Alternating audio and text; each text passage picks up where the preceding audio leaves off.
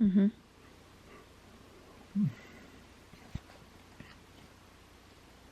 Are you excited?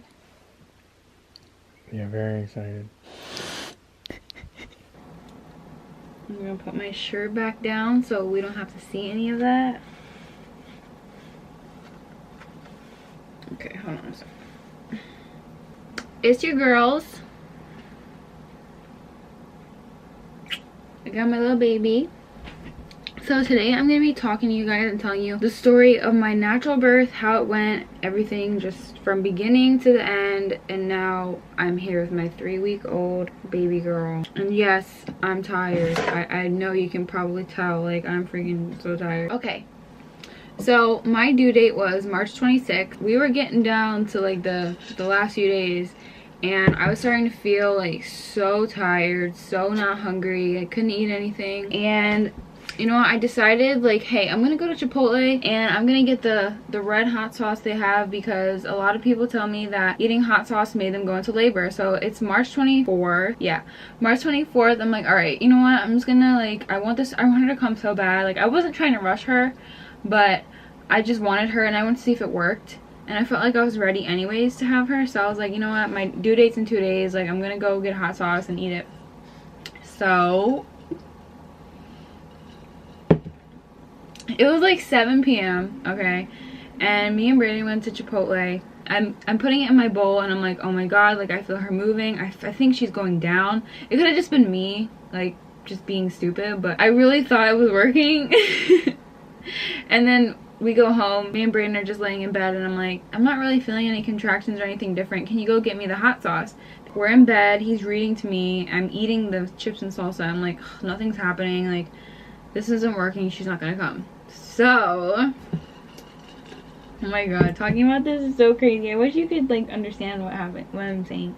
So we go to bed and I wake up at, like, oh my god, I can't even remember what time it was. I wake up at like 2 a.m. and I'm like having a little bit of contractions, but like I always had like a little bit of contractions, like Braxton Hicks. Like, it just feels like mild period cramps. It's not like bad. So I'm like waking up out of my sleep. I'm like, oh man, like I gotta go pee. Oh my freaking god, I'm gonna cry. Right when I stand up, my water just came right out. I'm like, Brayden, my water just broke. I've never seen him get up and get ready so fast in my life. Like, it was all down my legs. It was like a puddle. Everyone said, and I knew this from the beginning, this is like my biggest regret, but everything turned out to be very perfect, but do not go to the hospital right away. I'm a freaking idiot. Like, I knew that, and my biggest fear the whole entire pregnancy was the doctors tricking me into getting a C-section. Everybody knew that. Like, I was so stressed out. I ended up switching doctors at 38 weeks because my other hospital was just so against me, like, being natural, and like just made me feel so uncomfortable that I switched doctors at 38 weeks. My whole pregnancy was so stressful because I was just always thinking in the back of my head, like, oh my god, like, what if they trick me into getting a C-section? What if they trick me? Like, I was researching like reasons why doctors trick you and what they say and like the actual facts about it and stuff. But every time I would have a thought about that, I just want everybody to know this. I really, truly feel like I manifested a perfect delivery, because I literally forced myself. Every time I had a negative thought about it, I would always, right after it, tell myself something positive. Like, I would always be like, what if they say that her heart rate is too low? And I'd always be like, Ashley, that's not gonna happen. Like, you're gonna have I swear I would say that every time. Every single time I would have a negative thought, I always had a positive. I always reassured myself that it's not going to happen. You're going to have perfect delivery. And I really, truly feel like I manifested it. And I wasn't worried. I was just still stressed out. Like, because it happens all the time. The C-section rates in America are so high and so unnecessary. My next birth is definitely going to be a home birth or at a birthing center. The only reason I didn't have a home birth was because I waited too long and my insurance didn't cover it, and I didn't want to pay out of pocket for it because we want to move soon, so we wanted to save as much money as we can. I always told myself every day, your birth is going to be perfect. Your birth is going to be perfect. Why are you stressing out? And it was amazing. So anyways, the nurse told me at my doctor's office, she's like, as soon as your water breaks, call us and then we'll tell you what to do. I'm on the phone, or Brayden's talking to them, and like her water broke and she's bleeding a little bit. And they're like, okay, you can come right in, we'll get her checked in. And I'm like, ugh, I guess we should just go in because they told me to. Looking back at it, I'm just like, oh my god. My water broke at 2 in the morning and I got to the hospital I was checked in at like 3 or 3:30 or something like that. Are you serious? I knew. I'm so annoyed at myself because I told Brayden a million times, I'm like, we're not going to the hospital right away. Like, we have to wait. Oh my god, I'm such an idiot. My contractions weren't even strong. Like, when people told me, Ashley, don't even make a birth plan, like, they were right. Because literally nothing went as planned. That, like, in my head, it didn't even happen. Not even close. This is exactly why I didn't want to go to the hospital. The first thing the doctor says to me, I don't remember, like, the exact term it was, but she said something like, if your cervix isn't ruptured or something like that, if something isn't ruptured, can we do it for you? And I said, no. I want everything to happen naturally. I don't want you to, like, progress my labor in any way. And she immediately said, you realize your baby can die, right? Like, talking to me like I'm trash.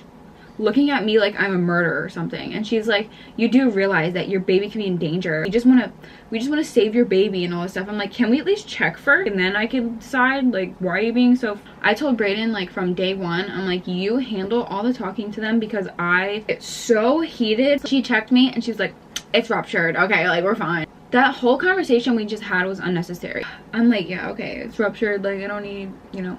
And... when I got to the hospital, I was 3 centimeters dilated. I was like, shit, like, we have ways to go. And she was like, so can we put you on Pitocin? I'm like, I literally just got here and you want to progress my labor already? Like, no. I deny that. And then the nurse is like, okay, we need to put an IV in you. No, thank you. I don't want an IV. And she's like, we have to put it in you. Like, there's not an option. We have to put it in you just in case you need blood. You don't have to be hooked up to the machine, but we just have to put it in you just in case. I'm like, all right, whatever. She puts an IV in my arm. I don't get the fluids or whatever they give you because, you know, we don't need that.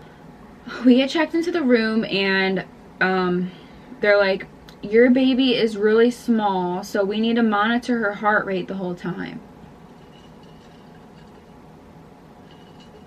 She was 5 pounds 15 ounces at my last ultrasound, and literally babies are born way less than that all the time naturally. Okay, you know what, whatever, you can monitor her heart rate all you want, go ahead. Like, I know she's gonna be fine. I read online that if you monitor the baby, it could stress them out, and I completely understand that. Just to get the doctors off my back and, like, just for me to watch her heart rate, I was just like, okay, well, it's fine. Her heart rate was fine the whole time.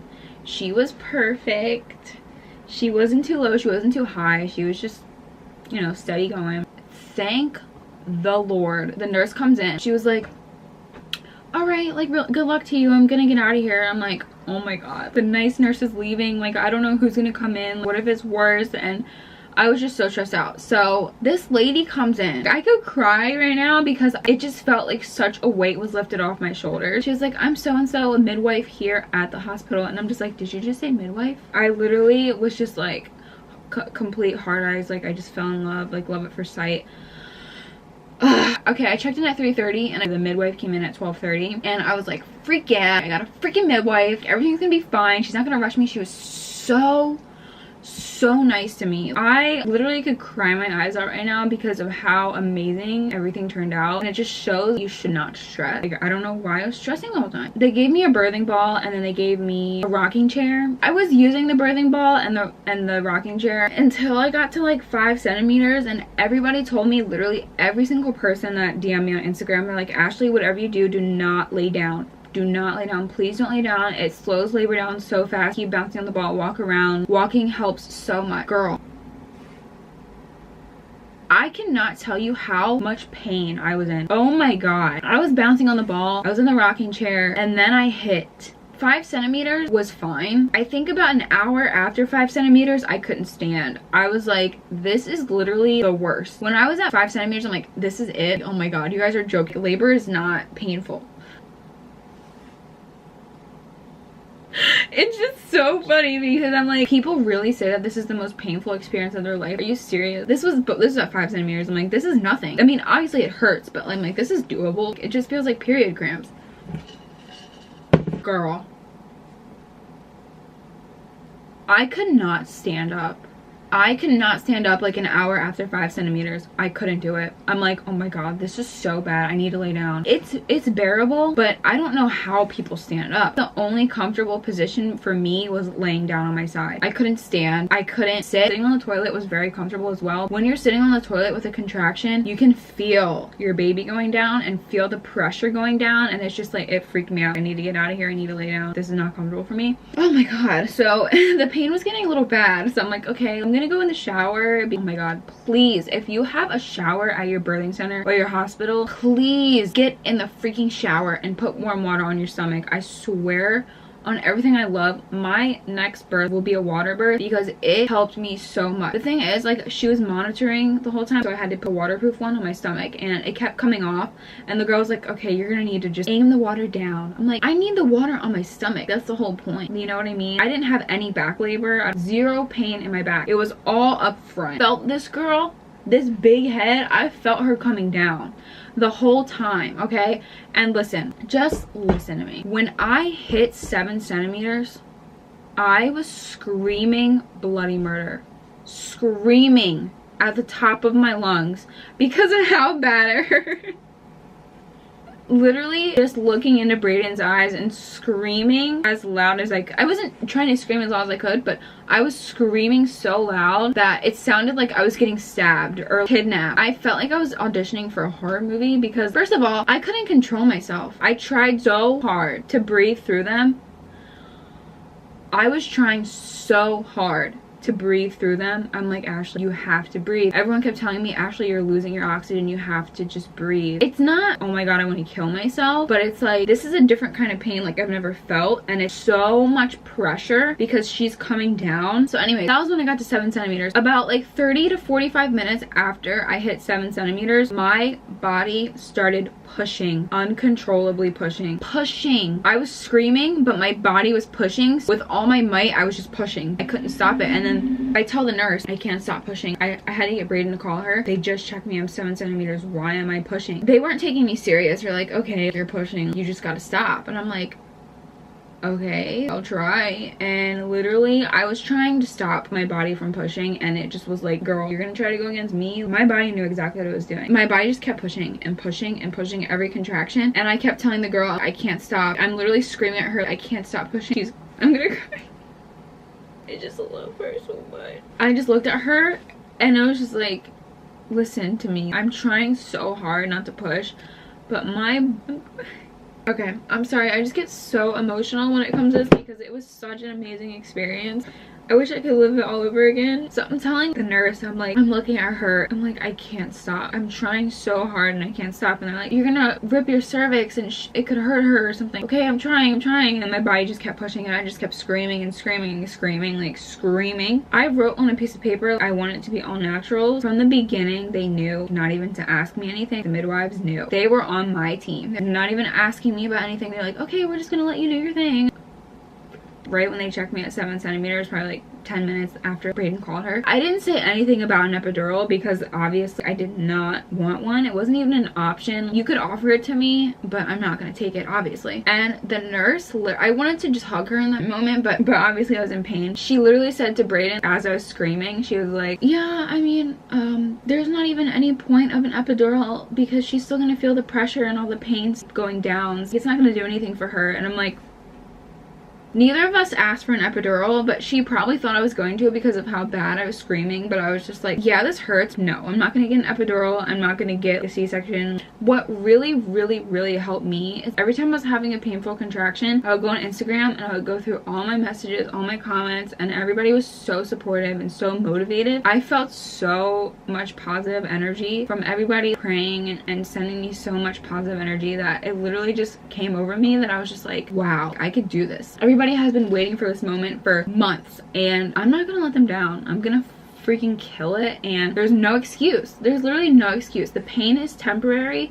It lasts okay, like a few hours. Depends on how long your labor is though. And I understand people have other complications, but I had no complications. I literally had no excuse. I had no excuse. She was completely healthy. I was completely healthy. 30 to 45 minutes after they checked me and I was 7 centimeters, my body was pushing, and I told the nurse, my body's pushing. She literally looked at the screen that was monitoring my contractions and her heartbeat, and her face got so serious. She literally took her phone out of her pocket and she's like, you need to get over here right now. So the midwife's assistant comes in and she checks me again, and she's like, it's time. She checked me 30 to 45 minutes after I was 7 centimeters and I was fully dilated, ready to go.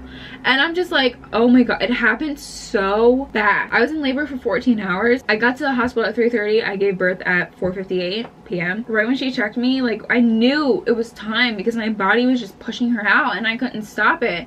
And they're like, there's no way you're ready. We just checked you. Like, the midwife sat down. She's like, okay, I'm gonna need you to start pushing. And I was just like, well, I was in so much pain and so much shock that I couldn't even move. And I literally started pushing on my back. What am I doing? I didn't have the energy to get up into a different position because, first of all, I didn't eat before I left for the hospital like an idiot. I was so weak my whole labor because the last time I ate was like at 7 p.m. with Chipotle, and then I had chips and salsa at like 10. Ugh. So anyways, I'm pushing and pushing and pushing, and I literally pushed her out in 20 minutes. It happened so fast. And I literally, it's the most empowering experience I've ever had in my life. If I could go back and do it a million times, I would. And I really wish I had it on video because it was literally like the best 14 hours ever. The pain was so temporary and it's so worth it. Like, I don't care what anybody says, a natural birth is so worth the pain. It's going to hurt, but you're giving life into this world and you should embrace the pain and at least try to give birth without the epidural and without Pitocin and without all that stuff. She was 6 pounds 1 ounce and she was perfect. She didn't cry. She came out and she was looking at Brayden, looking at him, and it was literally just the most amazing experience I've ever had, and I wouldn't change anything about it. And it was just, I can't wait to do it again. Thank you guys so much for watching. If you stuck to the end of this, girl, message me because I have to thank you for sitting through this whole freaking thing. Hopefully I didn't leave anything out. Oh, I should probably tell you about, you know what, I'm just gonna make a whole other video about after I gave birth, what happened at the hospital and stuff, because this video is just long already. But all right guys, I'm gonna go. Thank you so much for watching. And oh wait, let me show you my baby. This is my baby, my baby girl. She's so cute, but she's a little diva. She's getting chunky. All right, I'm gonna go feed her now because all she does is eat all day long and she's probably hungry. So bye guys. All right, let's kiss the camera. Stretch it out, girl. Oh my gosh, so cute. She was worth every single ounce of pain, and I would do it over and over and over and over again because you were so perfect and so worth it. Okay, she's getting annoyed with me. I'm gonna go. I love you guys. Thank you for watching.